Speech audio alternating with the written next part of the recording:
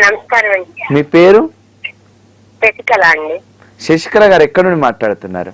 గుడివాడ నుంచి. గుడివాడ నుండి మాట్లాడుతున్నారా అండి? ఓకే అండి, ఎవరి గురించి తెలుసుకుందాం అనుకుంటున్నారు మీరు?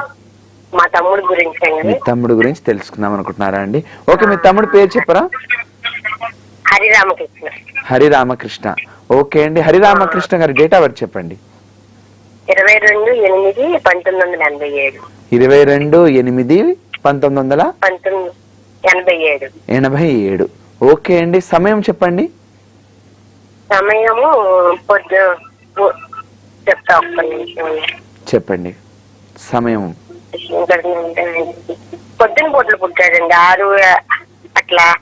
ఓకే, 6 నుండి 7 గంటల మధ్యలో జన్మించారంటారా అండి? అవునండి.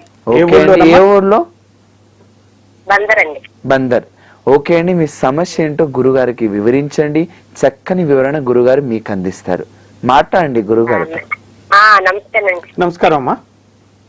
అదే మ్యారేజ్ గురించి ఆలోచిస్తున్నాను. అమ్మా, డేట్ ఆఫ్ బర్త్ నేను ఒకసారి చదువుతాను, మీరు కన్ఫర్మ్ చేయండి. 22 ఆగస్ట్ 22 ఆగస్టు 1987 ఉదయం 6 గంటలు 7 గంటలు ఆ ప్రాంతంలో పుట్టాడు. ఓకే, ఇతని జాతకంలో ప్రధానమైన సమస్యలు కొన్ని ఉన్నాయమ్మా. ఇంతకుముందు ఎవరికైనా చూపెట్టారా మీరు? చూపించారండి మా అమ్మగారు. ఏమన్నారమ్మా? అది ఏమన్నా నాకు అంత ఐడియా లేదు కానీ చూపించారు అని అడుగుతున్నారు. అదే చూపెట్టినప్పుడు వాళ్ళు చెప్పినవి ఏం చెప్పారు అని గుర్తు పెట్టుకుని వాళ్ళు చెప్పిన వాటికి పరిహారాలు చేసుకోవాలి కదా, పూజలు చేసుకోవాలి కదా.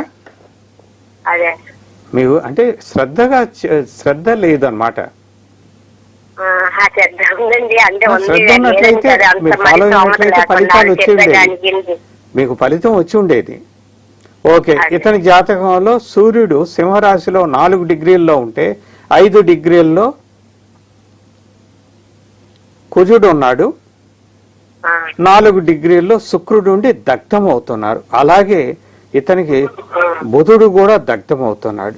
3 గ్రహాలు దగ్ధం అవుతున్నాయి. దాని ఫలితంగా ఇతనికి పెళ్లి కావటం లేదు. పెళ్లి కావడం చాలా కష్టంగా ఉన్నది. అది ఒకవేళ పెళ్లి అయినా కూడా విడాకులు అయ్యే ప్రమాదం ఉంది ఇతనికి. కుజుడు అంటే వివాహము, శుక్రుడన్న వివాహము.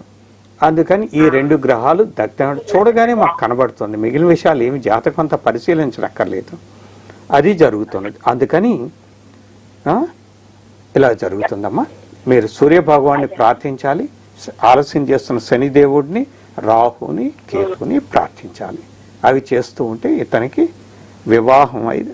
మిగిలినవన్నీ ఏంటంటే అతనికి సంపాదన ఉన్నదా లేదా, అతనికి చదువుకున్నాడా లేడా, మంచి ఉద్యోగం ఉందా, లేకపోతే వేరే రకమైన సంపాదన, భార్య పిల్లల్ని పోషించగలిగే సంపాదన ఉందా లేదా, అవి కూడా జనాలు చూస్తారు.